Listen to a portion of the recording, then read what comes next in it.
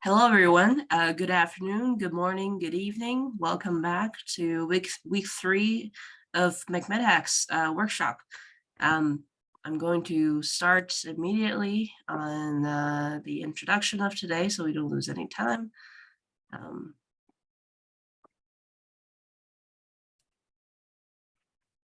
Yeah, as I mentioned, welcome back. Today is the third workshop of McMedHack's 2023 on today will actually be the first time going through the fully supervised segmentation. And if you have any questions, please feel free to shoot us an email. And then again, I've already explained this yesterday. Everything will be on Gumroad, the same as the material for today. And Hossein and the mentors are making the quizzes for making up any missed live sessions as well. And just a reminder, we're here in week 3 for fully supervised medical image segmentation. And we're at the Sunday workshop for fully supervised segmentation with Dr. Priya Rusrock. And again, we have 2 mentors this week with Hossein and Velipan, and they will be giving you a tutorial session on this Thursday, June 29th at 1 p.m. Eastern Daylight Time, as mentioned in the email yesterday. There will be another reminder email coming out to you as well. So without further ado, I am going to introduce Priya. Priya is a graduated physician from Tehran University of Medical Sciences in Iran. He has also earned a Master of Public Health and a Master of Health Professionals Education from the same university. He currently works as a postdoctoral research associate and data scientist at the Mayo Clinic Artificial Intelligence Laboratory and the Orthopedic Surgery Artificial Intelligence Laboratory at the Mayo Clinic. His daily job includes programming, data science research, and looking to apply artificial intelligence in medicine and medical imaging. He is also an aspiring radiologist and loves interdisciplinary studies and believes that addressing complex problems in today's world is impossible unless we endorse interdisciplinary and even transdisciplinary approaches. So I will let him start sharing his screen and start today's workshop. Go ahead, Priya. Thank you so much again. Yeah, thank you, Eugene, for the very kind introduction. And hello, everybody. Hope that you have started a good day. If it is morning like us for you as well. If not, hope you have enjoyed your day so far. So my name is Priya, as Eugene kindly mentioned, and today we are going to talk about semantic segmentation. Beforehand, I would like to thank Eugene and all others for inviting me here. That's certainly a pleasure for me to be among you today. So what we are going to talk about today is actually semantic segmentation. And I guess you all know that we are going to do that in kind of a practical way. We are not going to go through slides or anything pretty much purely theoretics, because we really want you to look at these content that we are going to review today as something that you are going to do yourself. So I do my best to keep things practical. I believe Eugene remembers that the last time I had this workshop, it took about 2.5 hours or something. I guess we have a hard stop at 1.5 hours here this time, right, Eugene? Am I right? Yeah. Okay, so yeah, so I will do my best to cut myself short as much as I can and then go through the main content very rapidly. But I will also prioritize the content for you. So in case that we couldn't, reach to the checkpoints we had in mind, at least what parts of the notebook is actually more important so that we can spend more time on that one. Now, with that said, let me share my screen with you and start doing some sort of a setup process here. So the first thing I would like you to do is that I would like you to open a browser tab in your computer and go to this website, midel.org, midel.org. And then it's going to redirect you to this GitHub website here that you are watching. So this, for those of you who might not be familiar with, is actually a kind of open online course that our lab has put together for teaching deep learning for the specific purposes of applying that to medical image kind of applications for people who are not very familiar with this field. So this is a a place for people to start coding for applying AI to medical imaging. And the way that this entire repository is set up is that if you click on the chapters on the top right-hand side, you are going to see multiple different topics. And under each topic, if you click on those, you are going to see some sort of different notebooks, sometimes videos and things like that. We are doing our best in the lab to keep this as up-to-date as possible. We are not very fast, I confess that, but at least we are giving it our best try, right? So, if you want to start with the basic theories of machine learning, types of machine learning, and then go forward and forward to everything like data handling, and then maybe even doing some sort of training and, whatever things that you usually do in a real AI project in medicine, you can rely on this entire website. But what we are going to talk about today is settling in this topic 15, spatial deep learning models in medical imaging. So if you click on that one, there is this intermediate notebook here called semantic segmentation, a 2D medical image segmentation with PyTorch and MONAI. So what I want you to do is to click on this go to notebook button here, and then it will open a notebook like this for you. You might also want to click on this open in Colab on the top part of the page here, so that now the page is going to open in your own. Sorry to interrupt. You are going too fast that we are not able to follow. It is in the chat as well, and also I find that. Yeah, sure, no worries. I apologize if I just did that very fast. So let me repeat what I did so far. So what you need to do is that you need to go to middle.org website, first step, right?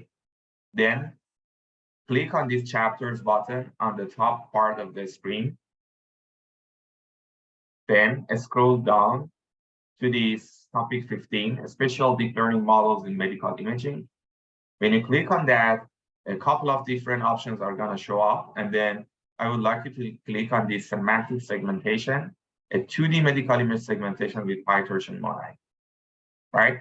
And if you click so, you are going to see a page like this, which is a notebook. I took it as granted that you are already familiar with setting up notebooks, Google Colab, and basic Python programming. Please correct me if I'm wrong. That's going to make things much more difficult, but at least it's good to know if I need to go to more introductory stuff. But anyways, now if you're here, what the last thing you need to do is to click on this open in Colab, which is going to basically copy this notebook into your own Google Drive and then initiate a new instance of that for you. So let me pause here and ask if everybody has followed, or if you want me to repeat what I just did or anything like that. All right. I see some sort of comments in the chat. Oh, first of all, thank you very much for the colleagues who are helping out with putting the links here. And one thing that I am very poor at is to have a look at this, chat box here. So please, if something popped up there that I didn't note, I apologize beforehand. Please feel free to, turn on your mic and let me know. I'm going to pause at different sections of the notebook deliberately to take questions. But if anything urgent came up, you feel that you are falling behind, please let me know. I would be happy to adjust the pace or anything else, according to your needs. All right. All right, Emerson. Okay, I will do my best to keep it as slow as possible. One reason that I'm doing it fast is, as I told you, unfortunately, this is not a topic that we could cover from the very beginning till very end in 1.5 hours. It probably takes about 3 hours or something. So I'm going to do my best to spend the majority of the workshop time on something that is going to be the main focus of attention here. But anyways, all right, so this is Google Colab environment. Some of you might have already worked with that. So this is basically a Jupyter notebook in the clouds. Now, Google Colab has a lot of the deep learning basic packages that you might want to work with already set up on that. So we are not going to, install packages like TensorFlow, PyTorch, things like that, NumPy, Pandas, those basic stuff, basic things that you usually have in your toolbox. Those are not needed to be installed here on Colab. So this is the main difference between Google Colab and the offline Jupyter notebooks or Jupyter Lab environments that you have already worked with. And the other thing to have in mind is that Google Colab basically uses cloud compute or GPUs settling in within Google environments. to let you train your models. And this means that they're also going to apply a lot of restrictions on your notebook because, you are going to use their CPU, their GPU. They might ask you to, they might actually turn your notebook off, shut it down if you keep it idle for more than a few minutes. So those are the things that might be troublesome. Even for me, I have a pro version of that, which is a paid version, has a monthly subscription. Honestly, doesn't make that much of a big difference if you keep your tab idle for more than, I guess, half an hour or something. They're going to kill your notebook. So be careful with that one. If you saw any kind of notification popped up that, hey, your notebook is gonna be shut off, just feel free to type something in the notebook so that it realizes that you're still there, and then it keeps the notebook open. All right. And then, so this is the basic stuff to have in mind. We already have a recorded video session of this workshop. I guess that was the previous Hi, Puriya. workshop. Yes, Puriya. Just sorry to stop you. Yeah. People are feeling it a little fast. Can you go a little slow? Sure. So let me pause here and ask, is there anything so far, because I have not even started, so is there anything so far that you have not understood and wants me to start commenting on again, repeating for you? Anything that feels overwhelming, please let me know.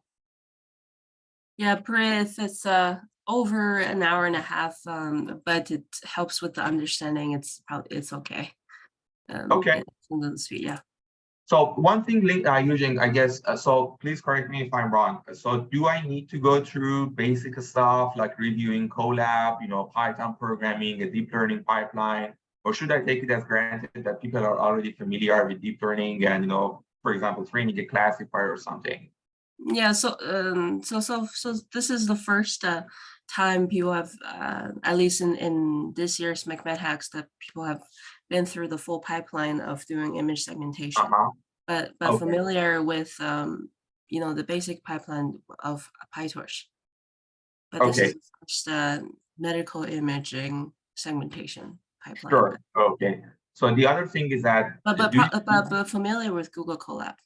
Okay, so that's good. Yeah, that was the main thing I was looking after. So, all right, I try my best to slow down. So far, I have not done, I have not even touched the title of the notebook. So we are here, and I promise you I'm going to take it much slower when we start going through the main content. So this is only housekeeping stuff here. So the only thing that I want you to have at your hand at the moment is that I want you to have this page open. That's the only thing that I want you to have done so far. If there is any problem with opening this page, if there is someone among you that have not found their way through this chapter, please let me know and I can repeat myself again so that you could follow as well. Let me also look at the chat button here. All right. So Safa, I'm not understanding. So do you want me to repeat the steps again, or? Yes, would you please repeat how to get this page? Yes. So thank you. Yeah, no worries. So open a new window on your browser, right? And then type this address in, midel.org, midel.org, right?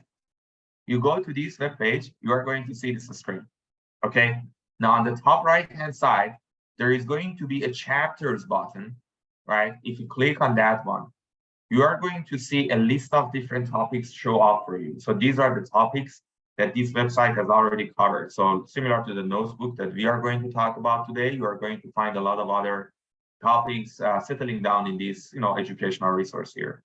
Now, what I would like you to do is to scroll down, find this row 15, special deep learning models in medical imaging, click on that one, and then pick this one on the right-hand side, semantic segmentation, a 2D medical image segmentation with PyTorch and Monad, right? And when you click on it, you are going to see this screen. Okay. Now, there is a button named Open in Colab on the top left-hand side. Please click on that one. And then you are going to have a copy of this notebook on your Google Drive folder. That's where we so far have been. Was that clear, or is there any confusion? Yes, I arrived there. Thank you. Awesome. Thank you. All right. Now, before we start, I would like you to do one important step here. You need to click on this runtime menu on the top part of the screen, right? and then click on this change runtime type, change runtime type. And when you click on it, what you are going to see is probably different than what I'm seeing here. So on the basic versions of Google Colab, which is the free version we all have, right? You need to just click on this scroll down button here and select GPU, because we are going to use a graphic processing unit for this chapter. We are not going to work with CPU. Basically, your option might be set to none, which is the CPU option. Just click on it and select GPU. And GPU type for you is probably going to be set to V100, which is fine, right? For me, is A100 is going to make this notebook a little bit faster. But you probably are not going to see any kind of glitches if you just run it with the V100 too. So it's going to only take a little bit more time. And then when you do so you're going to put it on GPU, then yours should be on V100, then you click on this save button. I keep mine on A100, but you have your V100 selected and then click save. Yes, please, somebody. Yeah. So in my option, only T4 is enabled, the V100 and A100 are disabled. Oh, this is interesting. So they might have even downgraded their GPU. No worries, just select a T for any kind of GPU is fine. I think it might be because you have Google Colab Pro. Yeah, I actually thought that the basic version has V100, but it seems that the basic version only has T4, right? Yeah, well, it seems like it, yeah, right now. Okay. Yeah. So I've not worked with basic Colab for long, but so sorry if that was. I thought that they have V100, but anyways, T4 is going to be fine too. Although I also have the basic version of Google Colab, and I have I see Okay, T4 is good. So all of T4, A100, and V100. Yeah, a lot of these questions can also be answered during the tutorial session as well. I'm sure Hossein and Wally can help with everyone too. I would be grateful. I would be very grateful for that. All right, so anyway, so this might be T4 for you, and then GPU T4 Python 3, this option might be disabled, as I remember from the last time I worked with that version. So you just click on save, and then that's going to be fine. All right. Okay, so the good news is that this housekeeping stuff is not done, and you should be able to now go through the main notebook, right? Now, just one very quick stuff as we go through the notebook. You need to run the different cells, right? If you feel that it's a little bit fast, feel free to just watch what I'm doing here, because I'm also going to run all these cells on my own. But if you are going to play with that one, you probably already know that these notebooks usually run by clicking on this play button on the left part of every cell, right? So for example, if I click on this first one, the very first cell that you run is going to show a warning, because this notebook was not authored by you. It was basically a notebook that we prepared and you copied. So it might, ask for a confirmation to run this notebook. Feel free to click on this run anyway to make sure that the notebook is running fine. And if you click on it, now you will see that different cells by clicking on this play button are going to start operating. Now, a shortcut, if you don't want to every time click on this play button, is to just, put your cursor on the cell, hold the shift button, and then enter, or press the enter key on your keyboard. It's going to be exactly the same. So hold the shift button on your keyboard, press the enter key, or just simply click on this play button. Either way, you're going to run a different cell. And you know that these cells are actually a placeholder for Python coding that we are going to do. Perfect. So I hope that everybody has followed so far. Again, reflecting on the kind of hurdles we had. Is there any problem that I need to address now? Any questions, somebody who has not followed? Please let me know if I can help with anything right now. I think we're good. Perfect, thank you. Okay, now we're talking about image segmentation, or better to say medical image segmentation. Now, this workshop is actually based on PyTorch and Monai. So PyTorch, you probably are already familiar with, is actually a very nice framework for coding deep learning. There is another package, in my opinion, similarly as good, called TensorFlow. So that framework is also going to be super helpful. If you're a TensorFlow coder, there is still a lot of things for you to learn from this workshop. Just the coding might still a little bit vary. And you probably know how to figure that difference on your own. But anyways, the only thing that, in my opinion, the main advantage that PyTorch framework has over TensorFlow for medical image kind of tasks is actually this second package called Monai. that NVIDIA has actually developed based on PyTorch. And it's a very nice toolkit to let you play with AI applications for medical imaging. So this unfortunately does not exist for TensorFlow, at least to my knowledge. So, if you're going to spend a lot of time playing with medical imaging data, then Monai might be a very huge incentive for you to invest your time on PyTorch rather than TensorFlow. But again, basically everything that I'm going to cover today is going to be related to deep learning in general. And regardless of the framework you are working with, you need to know those concepts.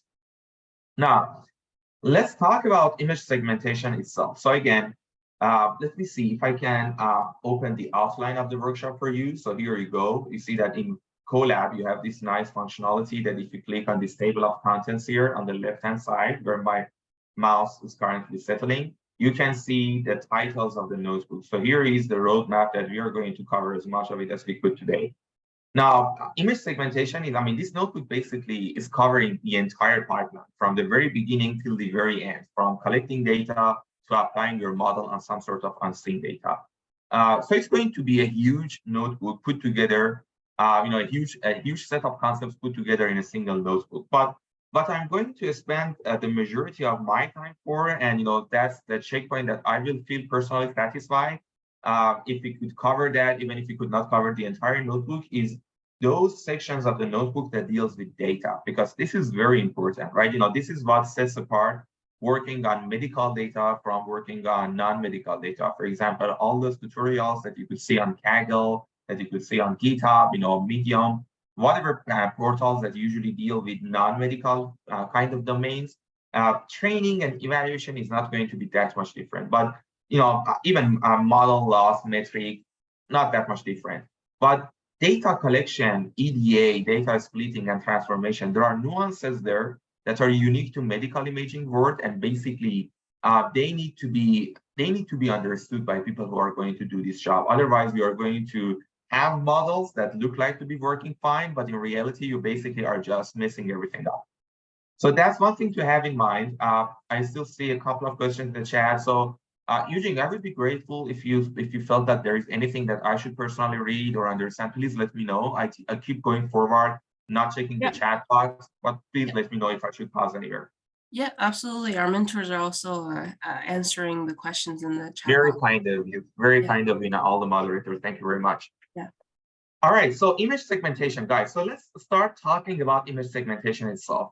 What is image segmentation? So I guess all of us, when we first started working on deep learning or learning about that, the very first problem that we confronted was image classification. To give you an image of a cat or a dog and train a model to say if this is a cat or if this is a dog, right? So that was the basic kind of task that we first saw in the deep learning world. Now, image classification is obviously a very important task. We have a lot of applications for that in medicine. We use classifiers as a proxy for, diagnostication tools, prognostication tools, and a lot of other stuff. But there are a couple of more, families of deep learning models that are, similarly important and have a lot of applications. Now, the two others, are called image segmentation and object detection that we are going to talk about. So object detection, very simply speaking, is putting these bounding boxes or training the model that can put these bounding boxes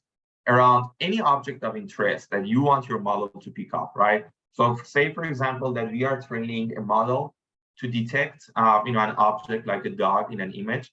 So basically what it does is that the model is going to put a bounding box around that and say, hey, this is a location where the dog is roughly located, right? So basically it does not give us the exact sharp boundaries of the dog like a segmentation model, but it is still doing a good job in localizing the object that we care about, right?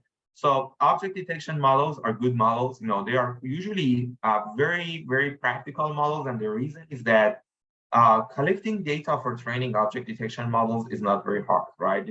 You know that whatever data, whatever deep learning model that we are going to train, most of the deep learning models that people usually train are supervised. This basically means that the people who train these models should have both imaging data and the labels for that imaging data, right? And the labels for the imaging data need to be annotated in case of object detection or semantic segmentation models. Now, the difference between the amount of time that you need to put for annotating data for a segmentation project or for an object detection project is going to be hugely different. Because for a segmentation project, in which a model is going to sharply separate and identify the borders of your object of interest, is going to be huge. You need to spend a lot of time for that. The way that this works is that people usually have this software like, ITK, Snap, 3D Slicer, whatever custom software that you might be interested in. And then someone usually needs to go through these images one by one if they're going to put together data for training a model downstream. They need to use their mouse to paint this object out, right? So basically they need to go through all images one by one and then try to annotate this object. This is super difficult task, right? This takes time. I have done that a lot of time. Unfortunately, this is not a pleasant time of your life. Now, on the other hand, if you are training an object detection model, things are going to be much easier because now I can simply click with my mouse and then try to drag, and draw very rapidly a rectangle around this object of interest and then move to the next image. So annotating stuff for object detection models is going to be super fast, right? So let me put it in this way for you. If you are going to train a model and you believe that the classifier is not going to work for you, I believe that we are talking about the discriminated family of models, right? I should probably have mentioned that earlier. So there are two main super categories of deep learning models, the generative models, the known family of ChatGPT, large language models, diffusion models, GANs, whatever that generates new content for you. And on the other hand, we have these discriminated models, the models that try to discriminate something from your data. And then the most famous ones are classifiers, the one that simply look at this image and say, hey, it's a dog, not a cat. Then we also have image segmentation that gives you the sharp exact boundaries of an object. And then we also have an object detection model that puts a rough bounding box around your object of interest, right?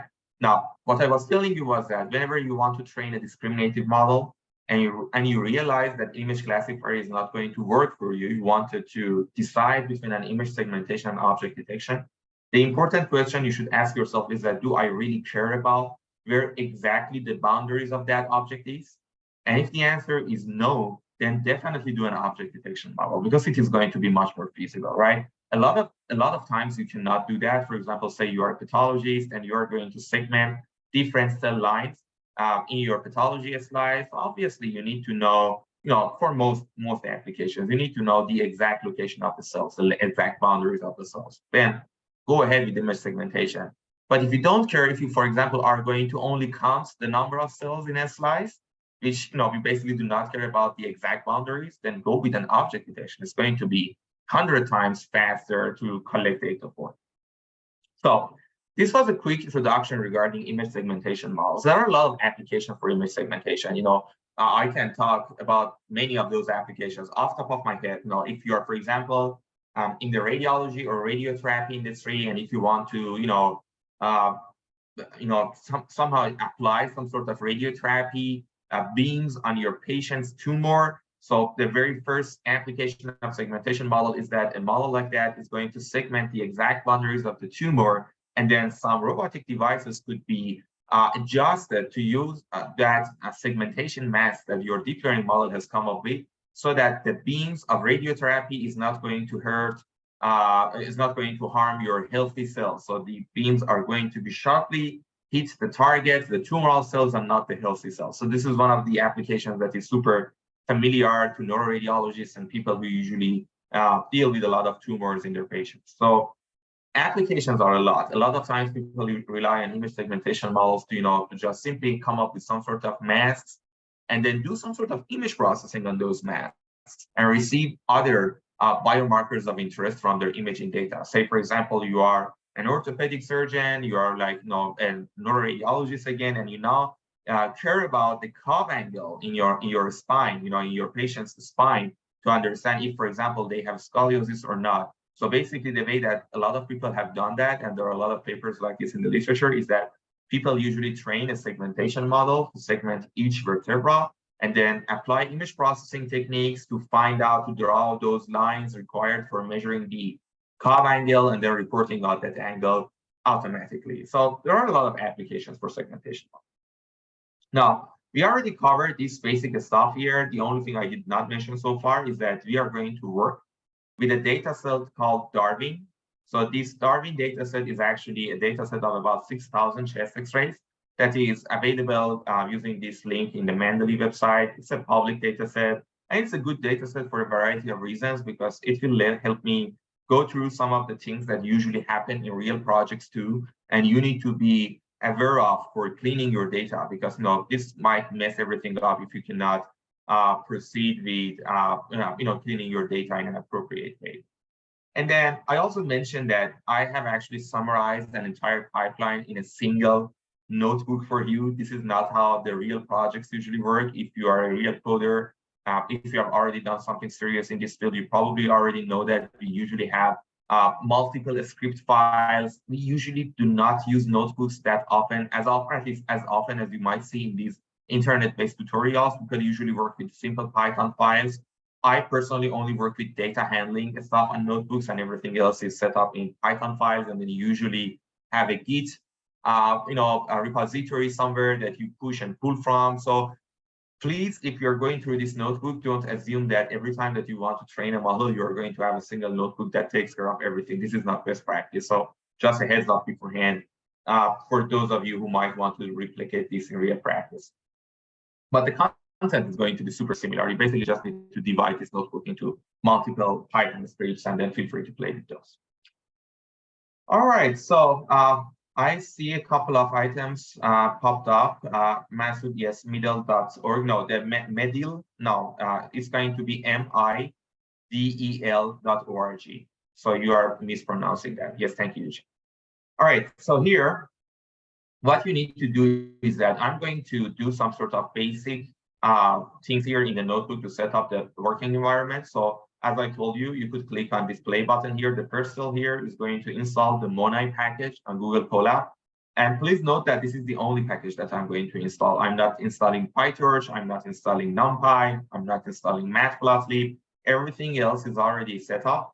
The only thing that we usually need to set up is Monai. The reason that I'm sticking to this specific version of Monai is that I don't want my code to break. So if you are going to try that on for your own models later on, not in this notebook, feel free to just remove this part, and then your notebook is going to be, it's going to set up the latest version of Monai, which is something that you might want to have in your arsenal for real projects. But anyways, now we are going to import some sort of standard packaging here, and then some third-party library modules, so Matplotlib for plotting, Monai, NumPy, Pandas.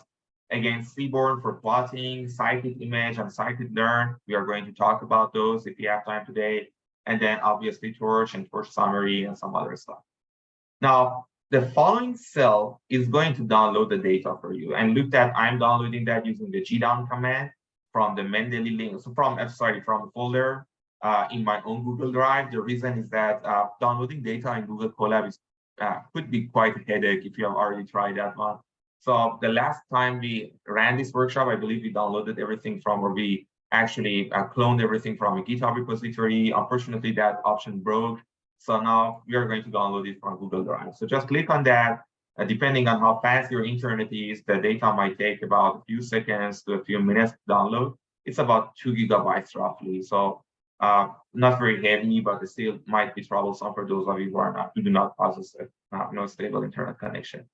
Anyway, so what we do here is that we download the data, we unzip it, and then we put the data where they should be for the rest of the notebook. The moment that this cell is done, if you click on this folder here, which is captioned as files. So again, we have the table of contents. This is a search button for you if you want to find and replace anything in your code. And this one, I guess, shows your variables. I'm not quite sure if it is something good or not. So it seems that I might have done something here that has messed things up. Let's see. What was in my data? Okay, so it seems that the data is actually already filled in. So maybe that goes to the previous time that I ran my model, but I guess we should be fine. Let me just quickly run this. So yes, we're fine. So you probably are not going to see this error. The reason that I am seeing this error is that before your workshop, I tried to run everything again from scratch to make sure nothing is breaking. And that's the reason that I personally saw this error. You probably are not going to see that. What's up? So yes, could you please let me know what is the problem with data downloading? Is that the same error that I am seeing here, or is there something different?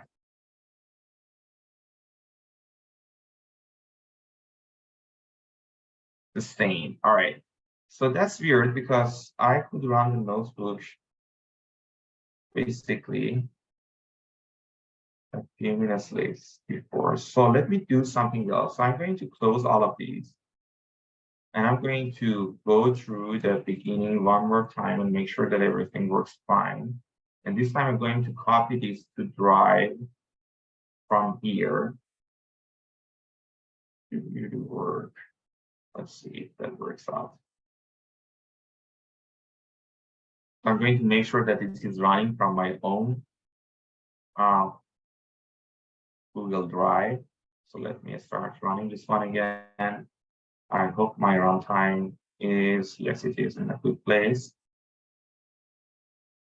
We're going to see if the problem is going to solve or not. Meanwhile, yes, but it's interesting that I have not imported Shuttle because Shuttle should have been imported before. I'm not quite sure what cell, because Shuttle is going to be imported from here. And if you just run this cell, things are going to be fine. So I don't think it's an import error. If you are seeing an import error, you probably did not run this cell. So be careful with that one. All right. Now let's do that one more time and see what happens. So again, the same problem. All right. No such file related to the segmentation data. Okay. It might be a path issue. We should get the full path of what that. Yeah, but it's interesting because basically I did not have this problem this morning, honestly. So I'm not quite sure why this specific path issue has suddenly popped up. But it seems to have downloaded correctly, right? It's just at the This new one, renaming stage. yeah, but this new one has not even downloaded data, which is quite. Oh, access denied, can I find? All right, so I hope that this is not the thing I'm thinking about, but it seems that Google is But actually a number of people in the chat said they downloaded correctly. Yeah, I guess that the reason that this link has broke is that a lot of people probably tried at the same time to download that. Okay. This is now the kind of a permission error, an access error. Google usually does this, unfortunately. They restrict people from downloading a file that is going to be downloaded a lot of times together. So yeah, that might be a deal breaker here for downloading the data. So but you've already run all the cells out for the next. There's outputs for all the following yes, cells. I So do you can have just output keep going. providers. Yeah, definitely, Yeah. we could proceed, but I really want to keep. But we can come back at the end if you want. Yeah, sure. Let's proceed and see what happens.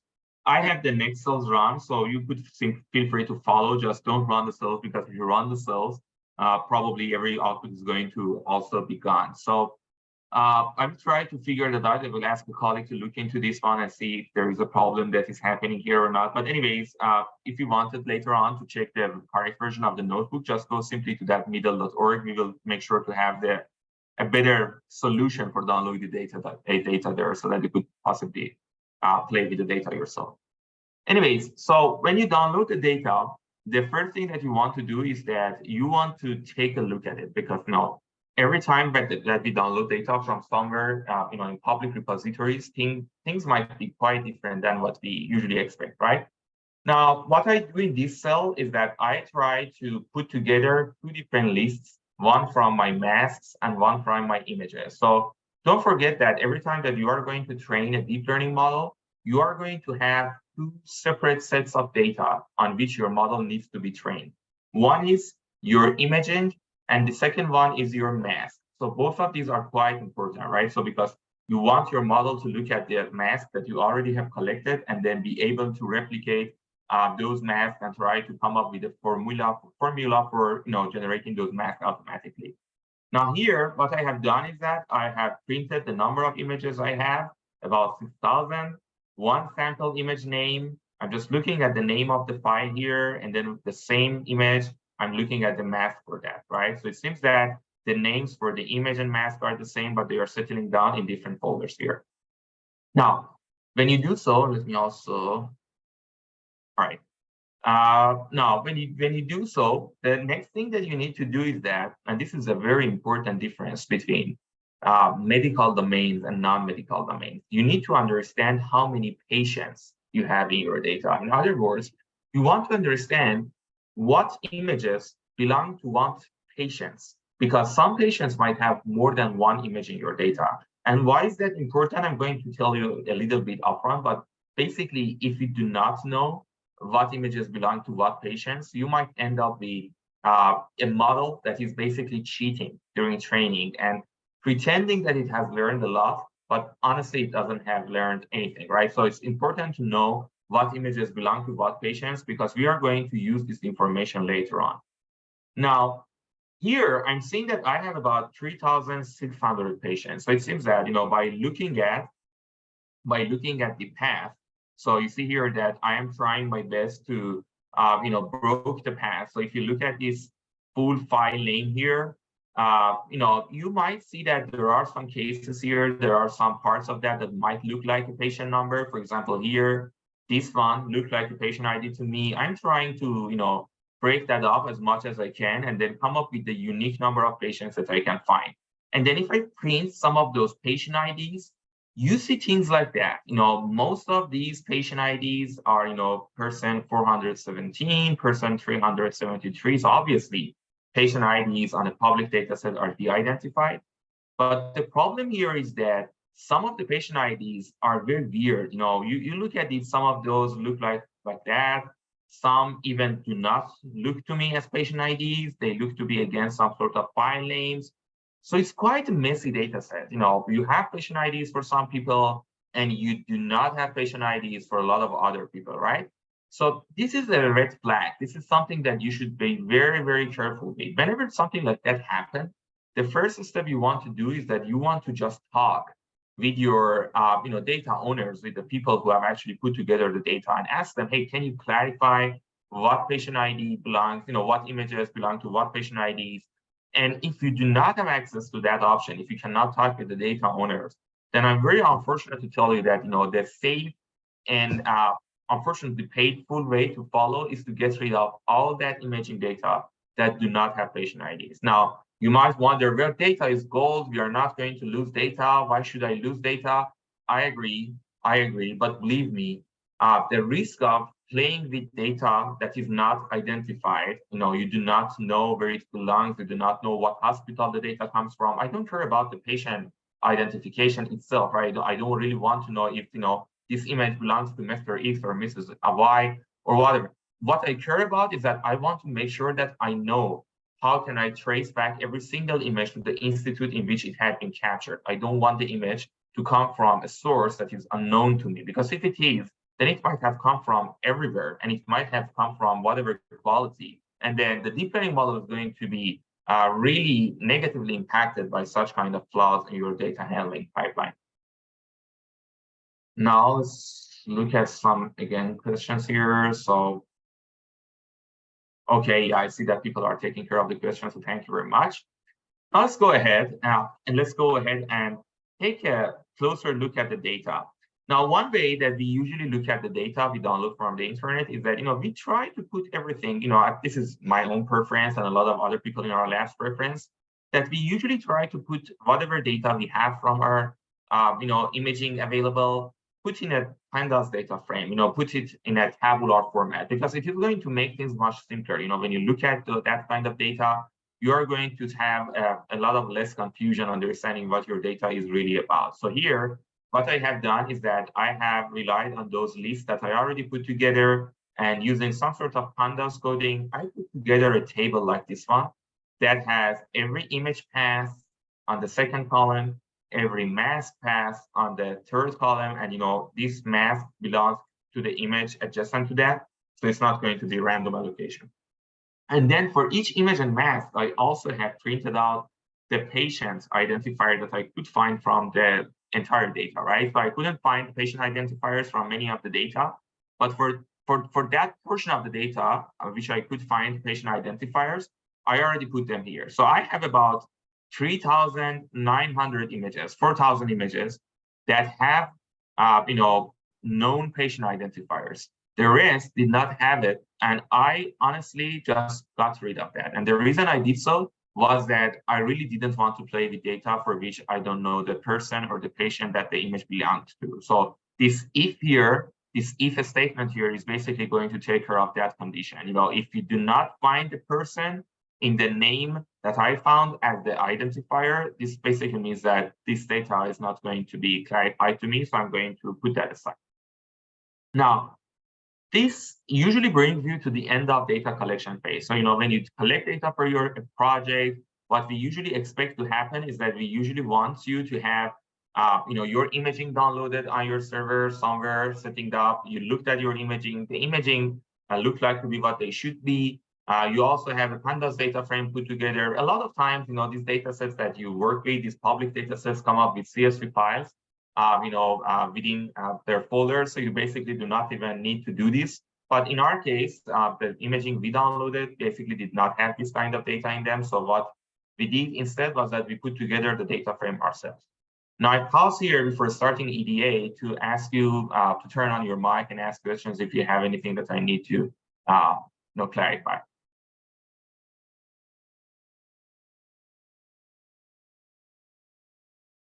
All right, so good news.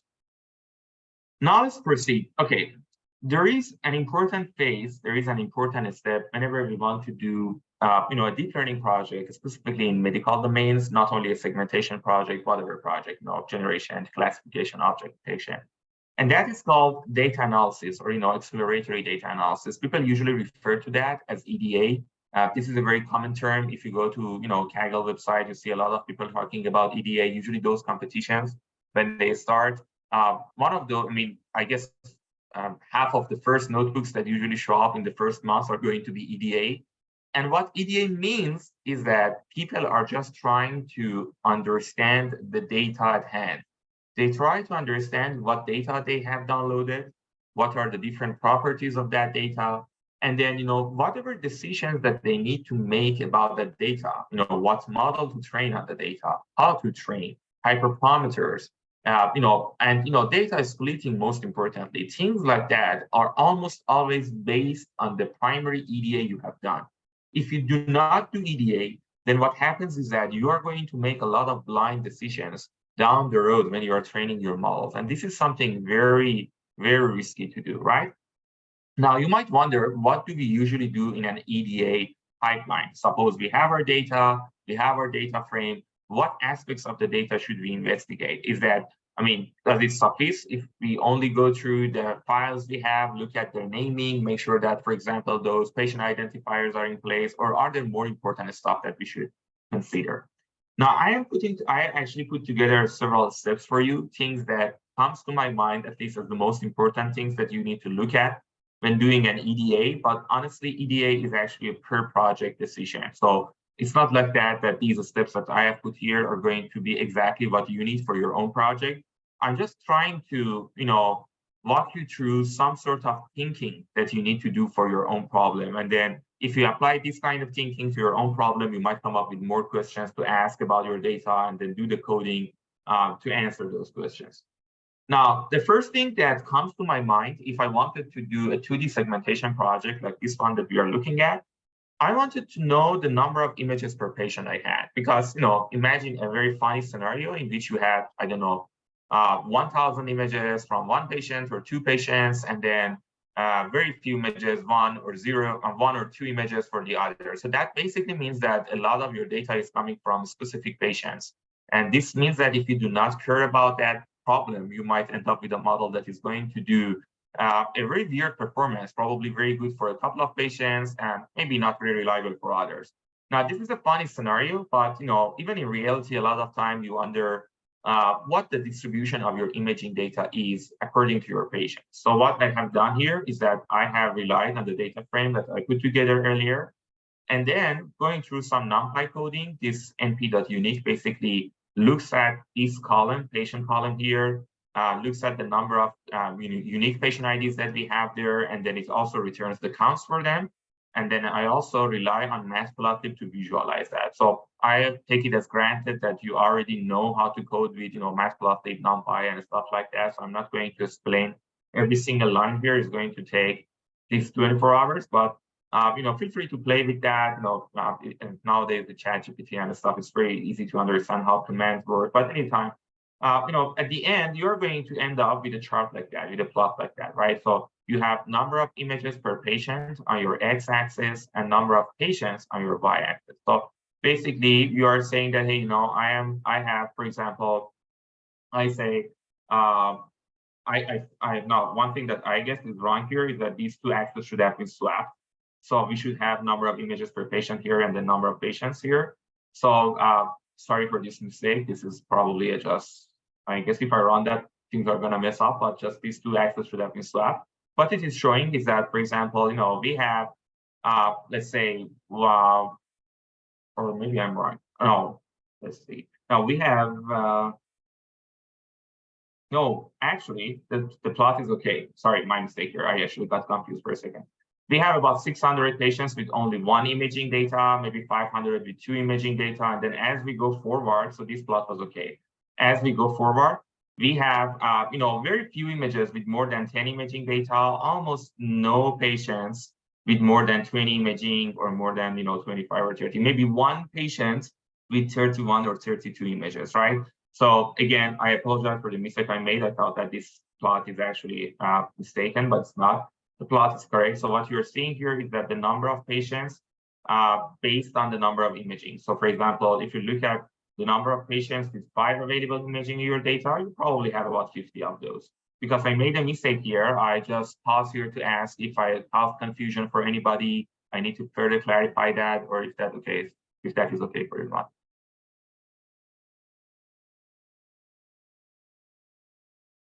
Okay, good, thank you. All right, so this is the first step that we needed to do, right? To just visualize the number of images per patient and make sure. So basically, that we here almost visualize the number of patients per images, but that really doesn't make a difference. What you really want to understand is that to make sure not all your imaging or majority of your imaging coming from specific patients. Now, step 2, matching images and masks. Again, this is super important. Now, usually we are working on a chest X-ray segmentation problem, right? So when you look at the chest X-ray segmentation problem, you are going to segment lungs here, right? And then you really want to understand what kind of masks your data contains. So here, I am looking at some of these masks. What I did was that I basically just picked a random row from that data frame I put together, a couple of random rows, and then I try to visualize them here, right? And it's very important in EDA to take a look at the main data itself, right? No EDA is complete without looking at the original images and their corresponding segmentation mask. It is very important, even though you might not be a physician, even though you might be a data scientist, it is still very important for you. And this step basically needs to be done, by 2 groups of people, not only the data scientists and coders, but also the clinical people, because there are a lot of nuances here that either of these 2 groups of people can understand that the other group cannot. Now, let me give you an example, a real example from one of the workflows that we once came up with. It was early in the COVID era, 2 or 3 years ago. There was this public data set of COVID which came out, and there was this data scientist, a medical student in our lab, which was very passionate to just come up with a segmentation model on it, and he started working on. And one day when he was presenting the results of the segmentation mask, he had he wanted to eventually segment COVID lesions, but as part of the project, he needed to segment the lungs first. So he wanted to do something similar to what we are talking about today. Now, he came up with his model. He started presenting his model to the lab. And then finally, our mentor noted something very significant, kind of a significant flaw in his model. So it turned out that the public data set he figured, the public data set he found and from which he downloaded the data, had these kind of weird masks. The masks were obviously annotated by non-clinical experts. And the way that those masks were annotated was that basically the mask did not contain the heart, right? So they left the heart aside. The heart was not included within the lung area. And then the moment that my mentor saw these kind of masks, he mentioned to the student, hey, your downstream model is going to be biased because you are basically putting aside, you are basically excluding whatever COVID lesions that might fall behind the heart and might be visible if you look through the heart. A real radiologist, when they want to read the chest X-ray, they never ignore the part of the lung that is settling behind the heart here, right? This is a very important mistake if you make. But that's a specific data set the student was working with. That data set did not include the maths for this portion of the heart. And that caused a lot of the problem for the model we wanted to train. So basically, the guy needed to go back. He thought that he had almost finished the project, but he needed to go back and then try to manually correct all the math he had, add back this heart region to the models and then train that. Now, looking at our own images here, fortunately, we do not suffer from a mistake like that. Our masks here look like to be good. You look at those, you see that, hey, yeah, it seems that the annotators have done a reasonably good job in capturing almost the entire areas of the lungs, at least in those imaging that we are looking at, right? And then you are also looking at the kind of imaging you have. So it seems that some of the chest X-rays you have look like to be portable chest X-rays, some look like to be a standard chest X-rays. So you look at your imaging and then you come up with some sort of notions. How diverse my imaging data are? Are all of the standard PA or AP chest X-rays, or do I also have some portable chest X-rays in my data? Or what kind of mask do I have? And if you want to be very obsessive, there are some other questions that you should ask about the annotations. Who has annotated this data, right? Was the person who annotated a full trained medical practitioner, or was it someone probably not that much familiar with medical kind of radiology, medical imaging or radiology, or someone who even did not know any kind of medical knowledge? These things make a lot of difference, right? If you are thinking about something practical in your deep learning work, you should ask these questions from yourself. And then if you even found out that the radiologist has annotated these, which is very good, the second question you should ask is that how many radiologists have annotated these images? Are these all only the work of a single radiologist, or maybe two radiologists went through that? Because two are always better than one. You are actually looking at two different patients, two different annotators' minds that might correct each other, right? Might understand each other's biases and come up with some sort of a common solution for that.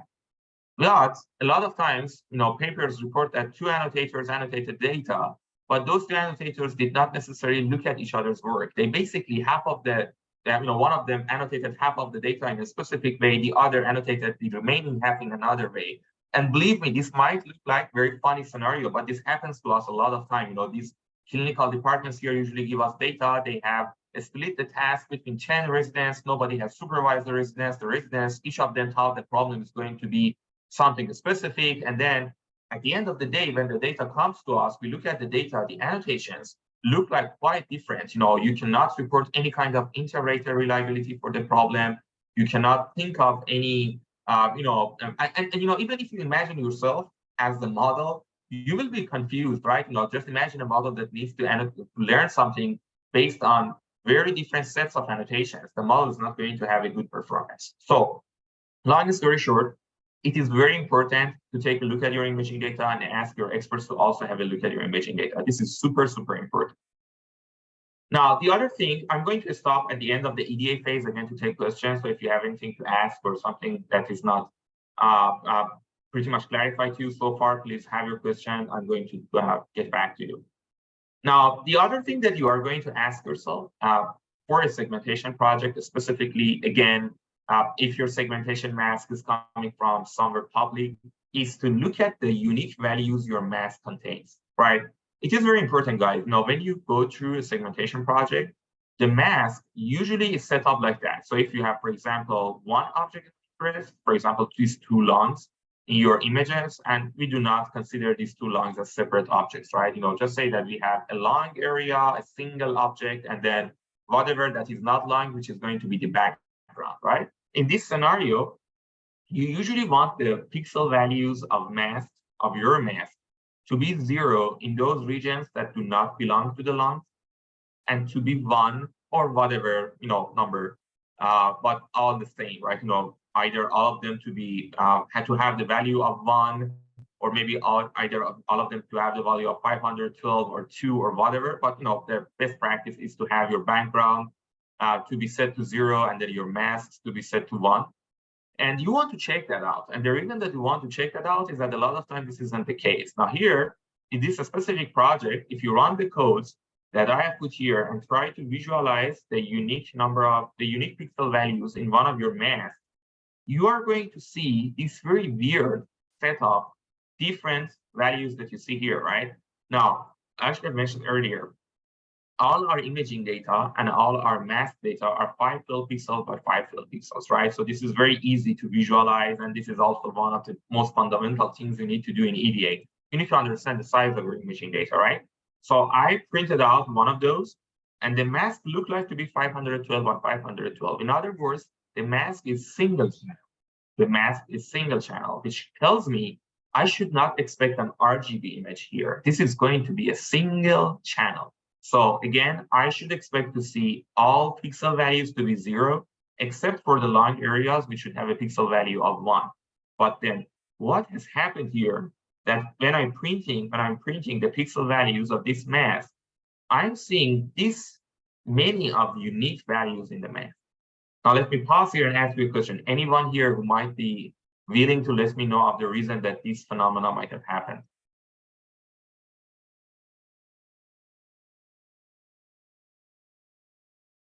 Any ideas? Any guess?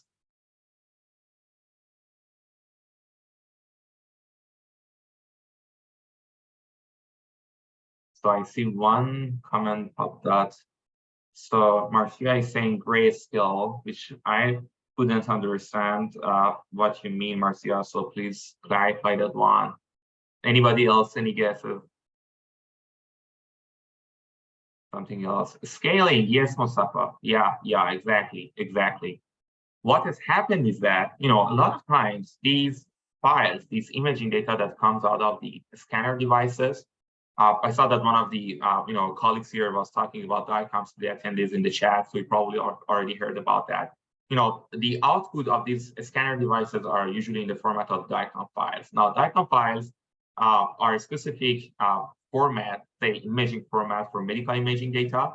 And the resolution of the imaging data that they include for radiographs are usually much higher than 512 by 512. They usually are 2000 by 2000 or something like that. Even they are not necessarily in this square shape. But you look at all these images here, and they are all 512 by 512. So this basically means that somebody has manually, probably the data owner from whom we downloaded the data, has manually extracted all the imaging data from the DICOMs they had. And then they have manually resized everything to 512 by 512 pixels, right? Now, this phenomena that you are seeing here is due to applying a specific or unfortunately inappropriate scaling technique to masks, right? When you are scaling an image like this radiograph on the left, the scaling technique you need to use is different than when you are scaling or lowering the resolution of a mask on the right-hand side.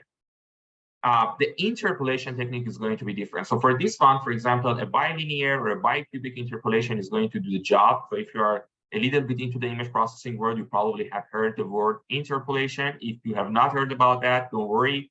The only thing that it means and the only thing that you should have in mind is that resizing masks has some nuances in it, because if you do not be careful, if you are not careful with how you are resizing those, then the original masks might have those values of 0 and 1, but the moment that you resize them, you are going to end up with some sort of pixels with intermediate values, because those pixels have been resized. Every pixel now is going to contain the data from multiple adjacent pixels. And when you are going to lower the resolution, some pixels end up with pixel values as weird as this one. Now you might ask, what is wrong with it? Why should I care? The reason that you should care is that if you do not note this in your EDA and proceed to train your model will be super confused, and your model will come up with values that basically do not make any sense to you. So you are just making these unnecessarily difficult for your model. So we need to correct these ones. And the way that I am doing that here is that I'm going to clean my mask. So I create an empty list of cleaned masks. I read through my mask and then try to use this numpy command np.var. to say that, hey, if there are some pixels here that have this specific value of 255, which is basically the RGB format of, white pixels, keep them or change them to 1. Now we are bringing back the pixel values to the space they should have been beforehand, right? Change that to 1, but whatever pixel that does not have this value, so basically all other values should be 0, right? So I'm going to manually clean my masks, and I'm going to make sure that now their unique values are going to be only 0 and 1. And then I, plot some random examples of these masks for you to just make sure that, now every mask is either only 0 or 1, right? So this is super important. Now, obviously, we also talked about image size. Image size is something important to visualize during EDA. We already printed out the resolution for a single mask, but you definitely want to look at all your data, right? A lot of times this happens that people download data from internet or even from your institution, you collect some data. Some of them are 5 pixels by 5 pixels, some of them are 256 by 256, some of them are 2000 by 1000. So discrepancies are very much common. And one way for you to figure that out is that you need to go through your data. If your data set is huge, you need to take a random sample out of it. But for our data, which is only 3,000, 4,000 images, it doesn't make sense to take any samples. Simply look at all your data and try to print out the resolution of the data. So here I am printing out the resolution of my images and my mask, and it seems that there is only one specific point in both of these charts, and that is the resolution of 5 pixels by 5 pixels. So basically, all my imaging data are going to have that resolution, with an interesting, side note here, that my imaging data look like to be 3 channels. You see this number 3 here, so you already are familiar probably with the concept of channels if you have learned about PyTorch. But what this usually means is that now we have these, 3-channel imaging data available here, which basically means that now our main radiographs are actually saved in the RGB format. Now, for radiograph, a lot of people prefer to have them saved in the grayscale format rather than RGB because it really doesn't make a difference. Mostly in radiographs, if you even have a 3-channel image, all those 3 channels are actually replications of each other. But anyways, it's good to know that your data is actually a 3-channel. That is not very troublesome for the downstream training, so I'm not going to touch that one. But it's good to know it. It's good to know it because then, obviously, you need to figure out how to process the data during training. All right, now, finally, the final step here before I proceed to the set data splitting. Depending on the task that you are dealing with, you might also want to, visualize some other sorts of metrics for your data or some other sorts of, properties of your data. Now, looking at the masks that I have here, one interesting property that I might, as someone who is training a segmentation model, want to know is to understand, hey, how much discrepancy are there between the sizes, or better to say, the total area of the image that the lungs are occupying between all the images I have, right? So again, I want to understand. So for example, look at here, it seems that in this image, if I count the area of these 2 lungs, there's going to be a value, right? It's going to be a part of the image that these 2 lungs together have taken, right? Now, I want to understand if there is a huge discrepancy between the relative area of the lungs, with respect to the original image between all the data that I have. So the way that I take that into account is that I try to count this specific area of the lungs for all of the imaging data I have, and then I try to visualize the distribution of that. Now, that is the chart that you are seeing here. So this is basically the mask area, the distribution of the mask area, and we obviously mean the lung mask area here, right? Now, according to all the entire data set you have. And this is good news. When I look at it, I think that, okay, so this is basically a normal distribution. So I'm not seeing any kind of skewness here, any kind of things that make me worry. But it's still good to know that something I have data here that might, the region of the lung that are visible in that data is actually quite small.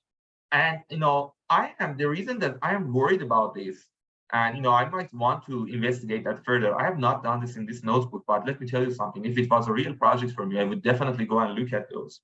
is that, so let's ask, maybe those patients for whom the mask area was this much small are pediatric patients.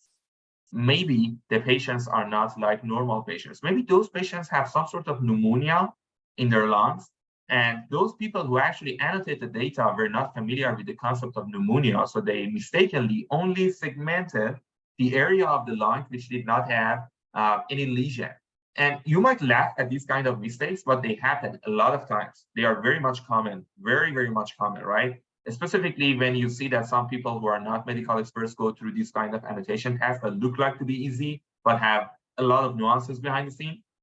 So these things might happen. So for you who are working on a medical imaging task, you always want to visualize these two different extremes of your normal distribution. I'm very happy that this is a normal distribution, and I didn't take any step further here because probably there isn't anything wrong with that one. But if it was a real project, I wouldn't take a risk. I would definitely visualize these images with a very high mask area, and more importantly, these images with a very low mask area. All right, so this is the end of EDA. So basically, we went through 5 different steps to just look at what is important about the data. This is super, super important, right? You need to analyze your data first before being able to proceed with any model training. I pause here to take questions. If you have any comments, questions, anything that I need to clarify, even if you think that I'm still talking too fast, please let me know, whatever that I can do.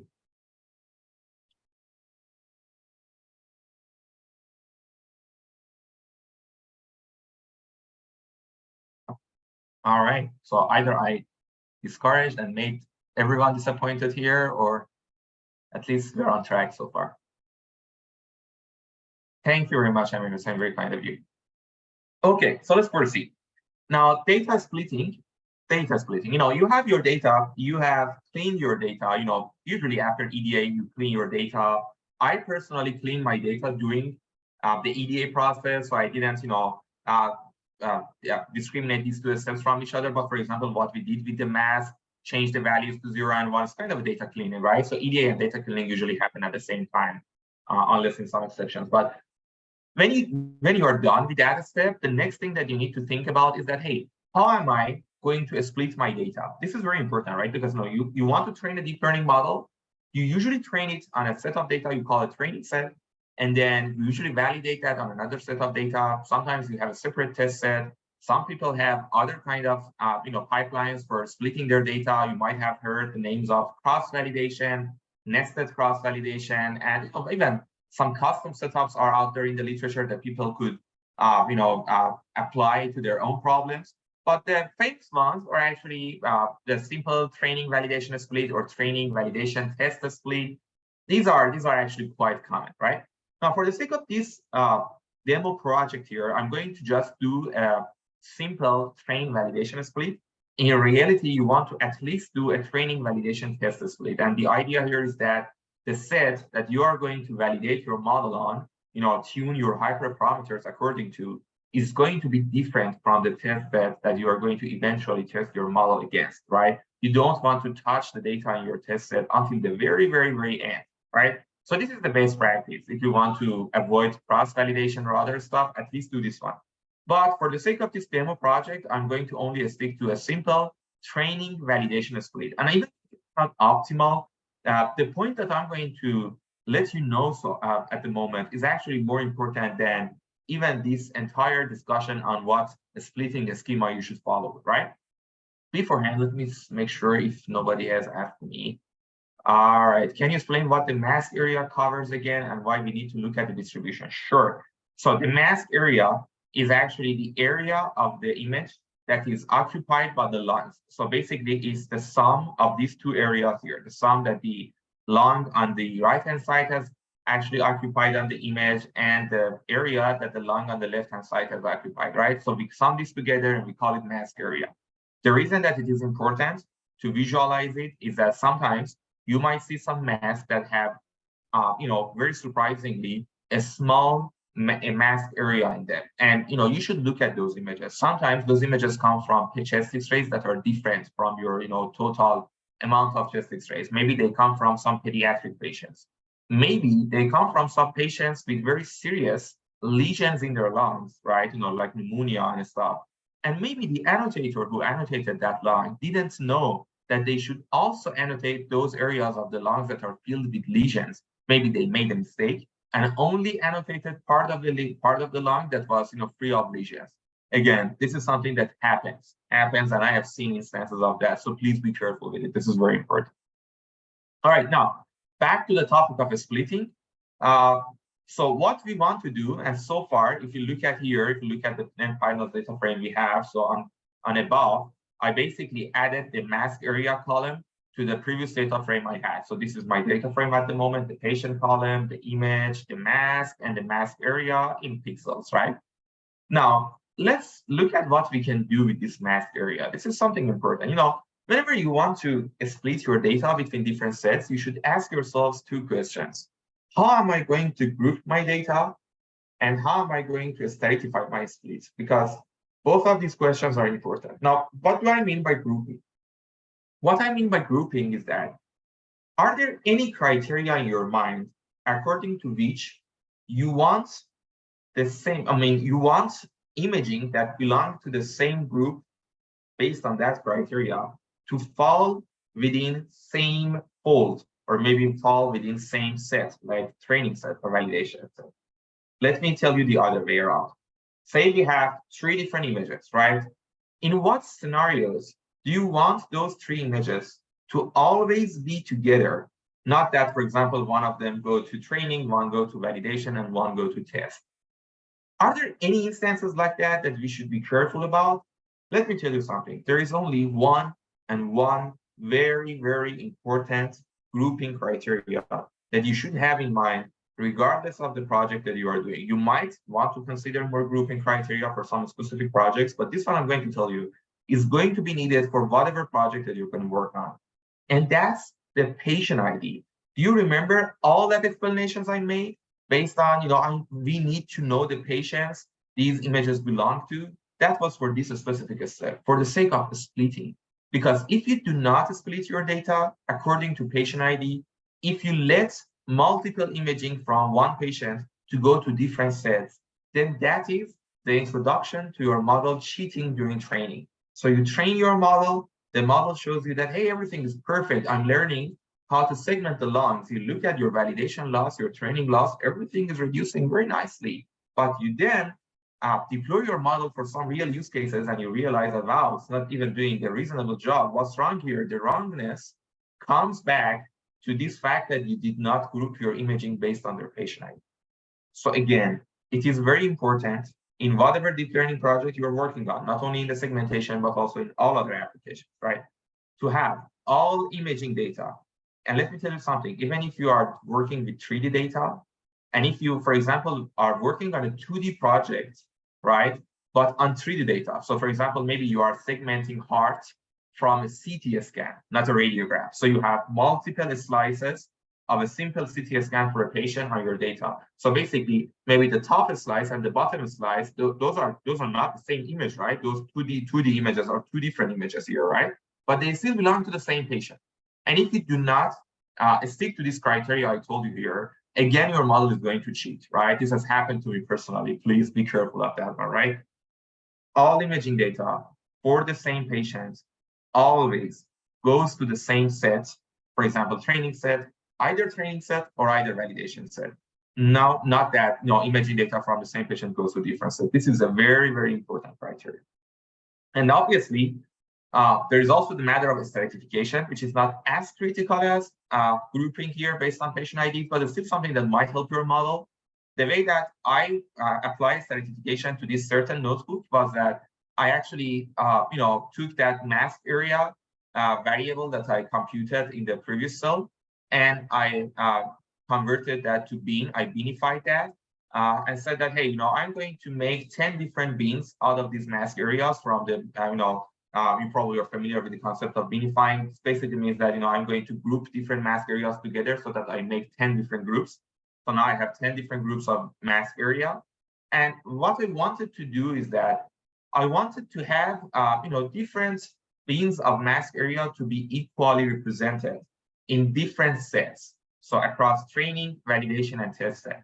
Again, I wanted to have mask areas, different mask areas, to be equally represented different sets. Why do I want to do that? Because I don't want all my, for example, small mask areas, which, as I was telling you before, might be some sort of exceptional cases, to fall within the validation set.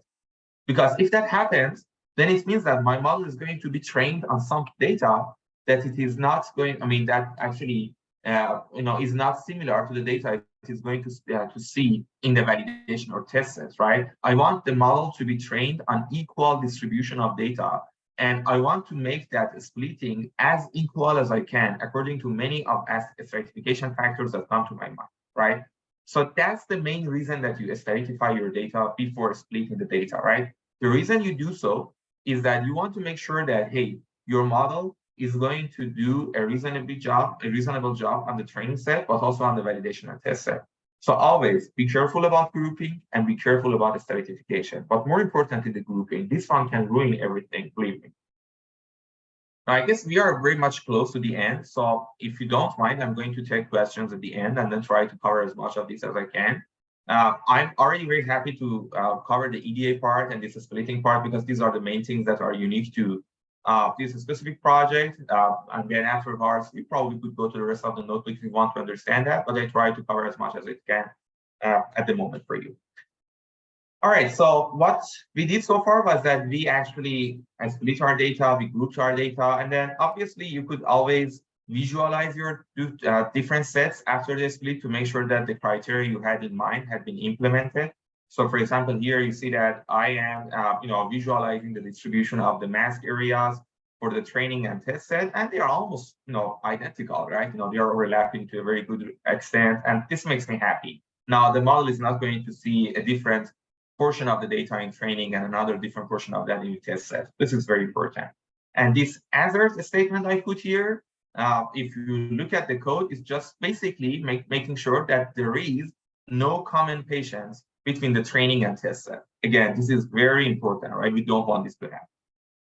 Now, data transformation, if you have not worked with Monai, things are pretty much straightforward with Monai. When you have your data ready, when you have your folds ready, when you know what data you should actually consider as training and validation, everything is going to be super simple. So here, if you look at here, I relied on this specific command from scikit-learn. So this certified field group k-fold is a command that you could import from scikit-learn, and it's going to make the splitting and grouping very, very easy for you. Because if you want to hard code that, it's going to be difficult. So the way that we usually do this in practice is that, hey, we say that, hey, we are going to, we have a data, we are going to split that to 5 different folds. So this is also super useful if you want to do cross-validation. But for my case, I believe I just simply picked, fold 0 as validation and the other folds as training, right? So basically 4 folds for training, 1 fold for test or validation. So it's going to be super simple. And the way that it works is that it receives a data frame from you and says that, hey, let me know the variable you want to stratify your split based on, which for us is this masked area bean. And unfortunately, a stratified group k-fold only works with categorical variables, and that's the reason that I beanified this masked area rather than using the masked area variable itself. But it also asks for a variable that you want to group your data based on, which for us is obviously the patient IDs here, right? And when you do so, it actually gives you some sort of information that you could fill in another column in your data frame according to that. So for me here, this column fold that I created is going to be basically this, it's going to be basically this new kind of folding that came out of the scikit-learn stratified group k-fold. And then what I did so was that I said, hey, whatever fold you have, whatever fold you have from 1, 2, 3, 4, consider them as training, and then fold 5, consider it as test, right? So basically, I split my data to training and test. Now you have that one, you bring it to Monai transformations. Monai transformations usually work with a list of dictionaries, which I know might sound a little bit weird, but the way that it works is that you need to apply this toDict records command to your data frame so that it now becomes a list of dictionaries, right? So basically it is something like this. this is one single row in my data frame above, right? One single row of that is going not to be changed to this dictionary here. Now has these column headers as the keys and the values of that row as the values of the dictionary, right?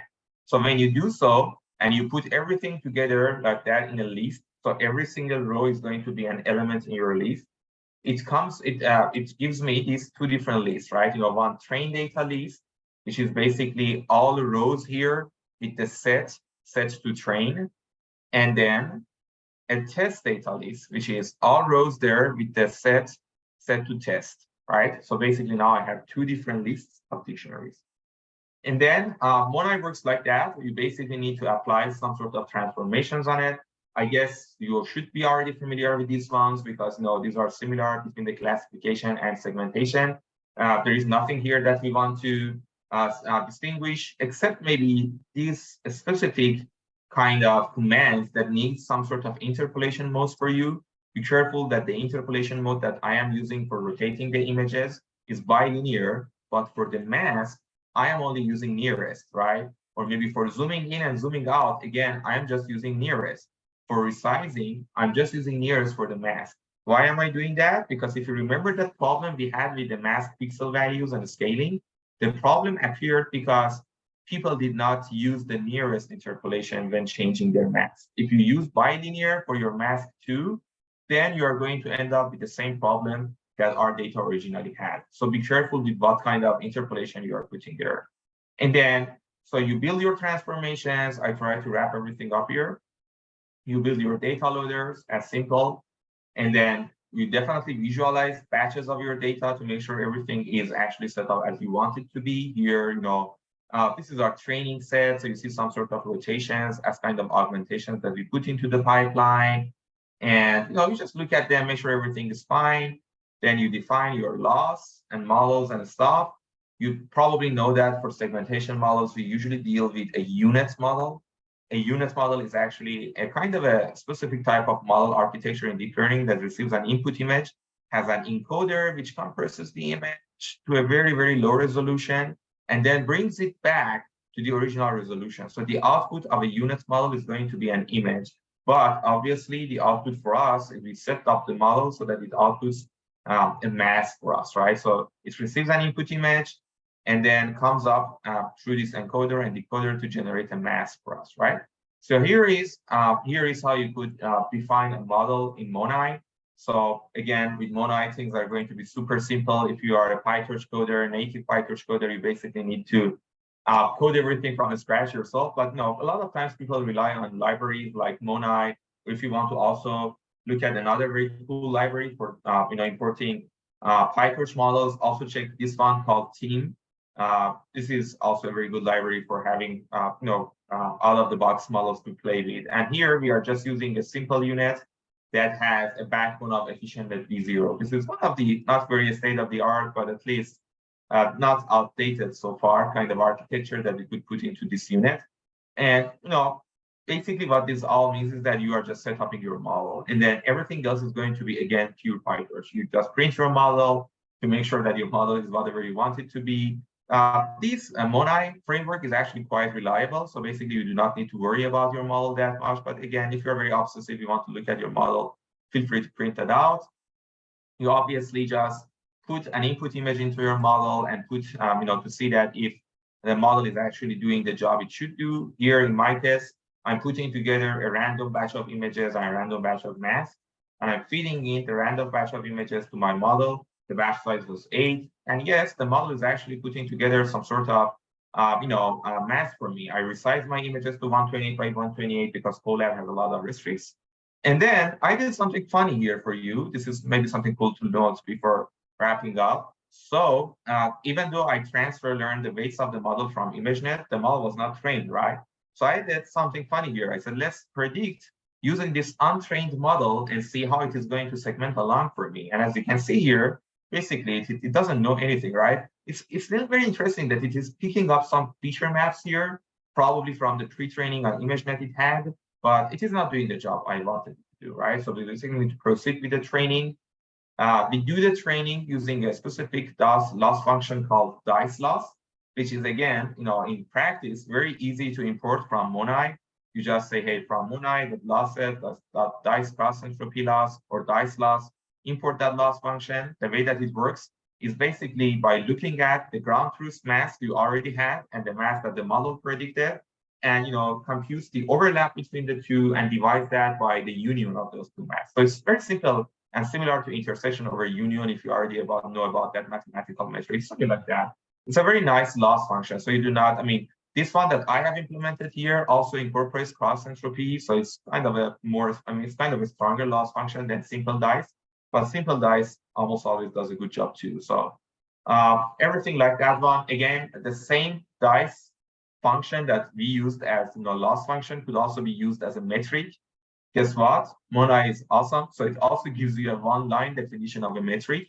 I know that, guys, I'm going through this very fast, but I just want to review everything before, rather than leaving the notebook on the end of the data handling, so that you can then later on at least go through it and know the big picture of it.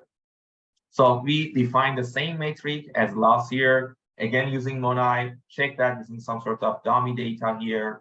And then finally do the training, the regular training. You just come up with your hyperparameter, number of epochs, learning rate, optimizer, batch size, and be careful with your batch size. If you're on a basic collab, you probably need to set this up to 4 or something, not bigger than 8, because probably your GPU will crash. And then this is a normal PyTorch loop, right? You just start the training loop here. You have your models. You load your batch. You just get the image out of the batch, send it to your GPU, get the mask out of the batch, zero grad your optimizer, have your model make some inference on the image, calculate the loss, run backward on the loss, step the optimizer, and then log the loss, right? So this is quite similar to how you train a classifier, right? It's not at all different.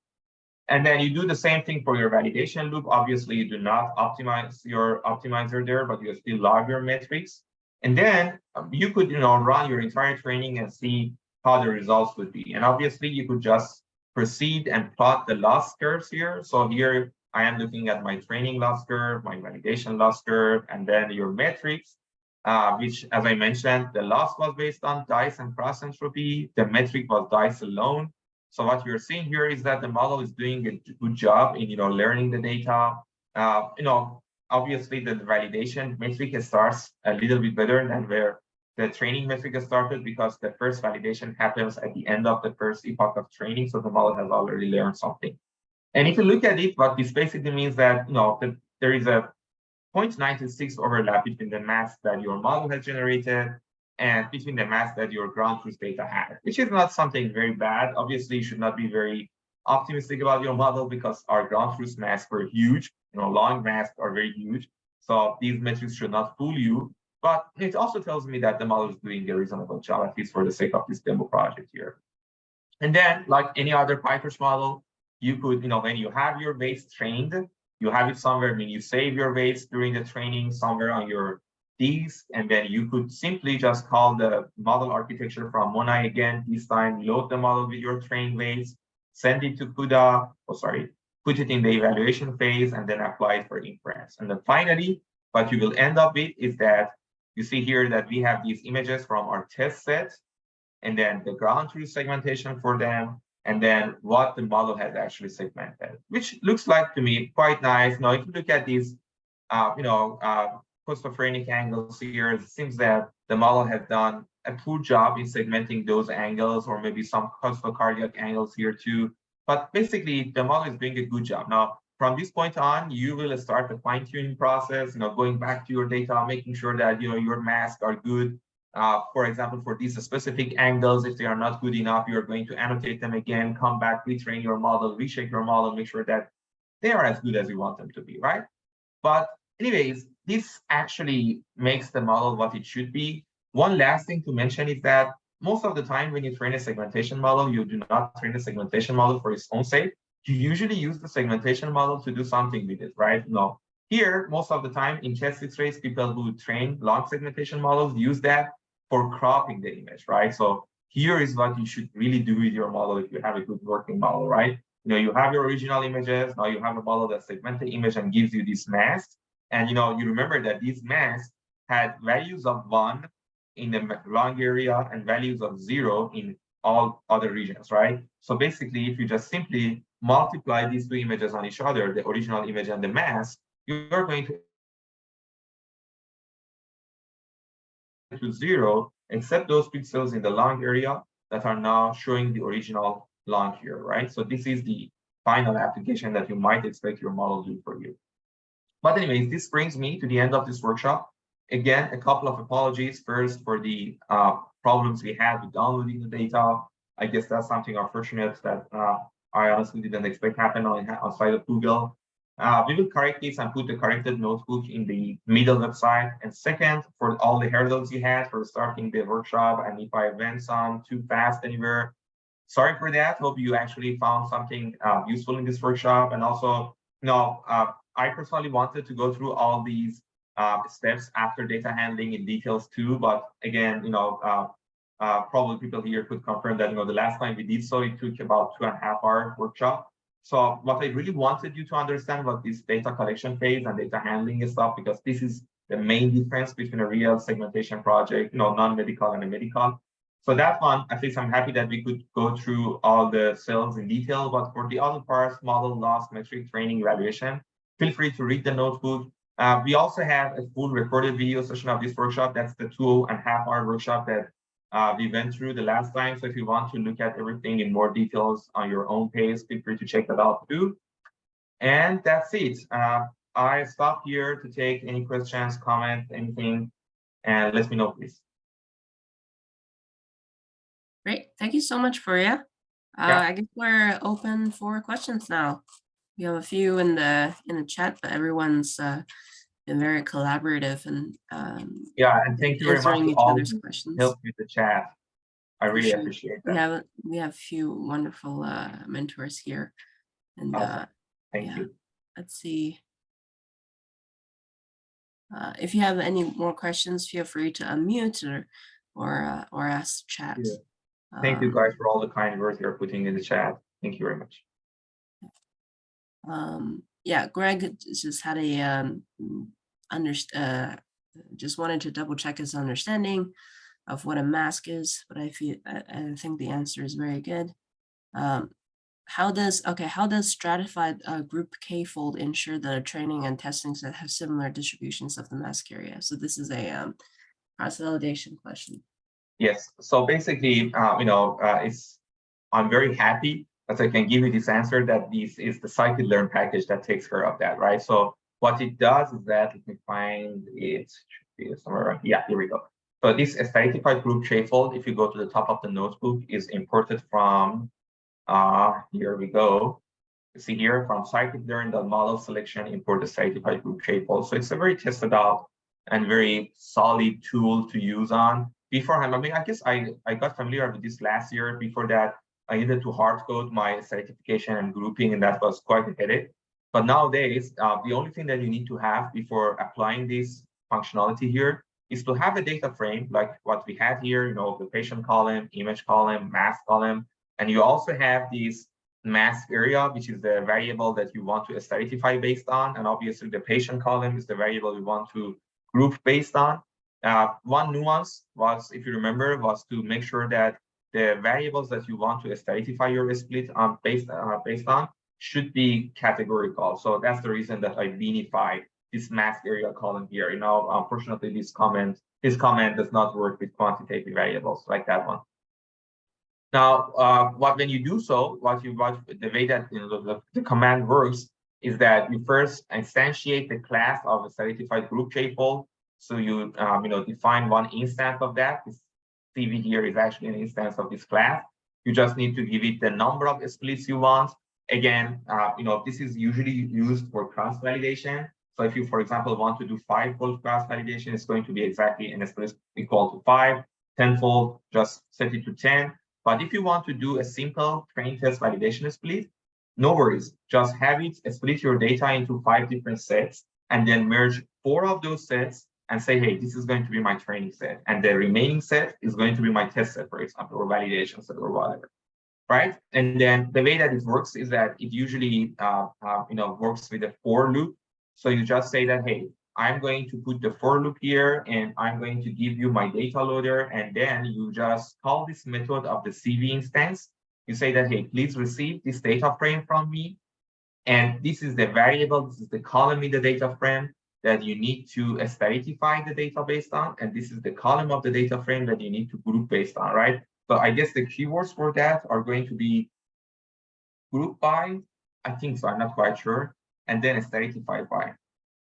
But please check the documentation for that. So something like it, and you definitely can stratify and group with more than, I guess for a stratify, okay, you could, let's see. No, you cannot. So basically it only receives one column for certification and one column for grouping. So if you, for example, have two different variables to stratify based on, then you need to do a little bit of coding yourself. You need to, you need to add a third column that has, all different variations of those two different variables that you are interested in. And then always this command needs you to stratify based on one data. So this is something that you need to do. If you want to stratify based on more than one variable, then you need to take care of that yourself before using this command. But anyways, still this is super helpful, right? It just gives you these false values. It just gives you that, hey, I'm going to separate your data frame. I'm going to give you different indexes of this data frame based on the criteria you asked me to do. And then you obviously use that criteria to add this false column here. And then you're set. If you want, like me, to just have a train and test set, you could use these fault numbers to name those. Otherwise, if you are doing a cross validation, the fault itself is going to be super useful. All right. All right, Thank perfect. you. Thank you so much. I Yeah, think my that pleasure. might be the end of the questions. Just have a lot of thank you messages on it. Great. Thank you. So as Priya also mentioned, from the Google Colab, there is a link to actually to see another question. Thanks a lot. What if our data consists of image, mask, and a CSV file that contains image name and binary labels? In this case, we should consider one network for image mask and one network for image labels. I guess it's talking about different Yeah, it modalities. reminds me of some of these Kaggle competitions that usually have a classification proportion to that one as well. So yeah, I guess this question goes a little bit behind the scope of this workshop, but there are ways that you could have a model that does both the segmentation and classification. You need to hard code your model a little bit. So the way that usually people do that is that, again, if this looks a little bit overwhelming, forget it, but you usually have your encoding features come out of the middle of your network, and then you add a classifier head to that as well as a segmentation head, and the model might take care of both of those at the same time. And there are also ways to do that using two separate models, like segmentation and classification models. Some people use segmentation models for example, feature engineering. If you remember those last cells that I showed you that had that cropped areas of the lungs. Suppose if you wanted to come up with a model that distinguishes COVID pneumonia from normal lungs, or from other kind of pneumonias, one way to do so could be to have a segmentation model for segment the lungs for you, and then train a classifier model on those cropped images rather than on your original radiograph. And the advantage here could be that the model is not looking at the other non-relevant areas of the image. Obviously, don't do that in reality, because a lot of papers are out there that show that even the non-lung areas are still quite relevant to the diagnosis of COVID. So just for the disclaimers. But masks could be used for feature engineering, and there are also ways that you could have a segmentation and a classifier model at the same time. Perfect. Thank you very much for your explanation. My pleasure. Yeah, I think, I was just saying that in the notebook that Priya said, share with all of you, there's a link to even a more thorough YouTube of 3 hours of this notebook explanations from 2 months ago. So if you want to look at that to enrich your knowledge even more, to see things more in detail. Thank you so much, Priya, for your time today. It was a wonderful presentation, like many of our participants has shared their sentiment in the chat. It was certainly my honor. Thank you, Eugene, and thank you all the colleagues who helped, all the moderators. I really appreciate all your kind help. And again, sorry if it was fast or overwhelming or anything like no that. problem. It went pretty well. Thank you. Yeah. Thank all you. right. So this is just a reminder that we'll have a tutorial session on Thursday. on June 29th at 1 p.m. Eastern Daylight Time. And our mentors, Hossein and Velipan, will be there to answer any questions. And also we have our previous mentors, for example, Sami and Ni from last week. They're also very enthusiastic with answering any of your questions in the Discord channel. If you have any, feel free to ask any of them. Thank you. All right, enjoy the rest of your Sunday. See you next week or at this tutorial. Bye. Thank you, Priya.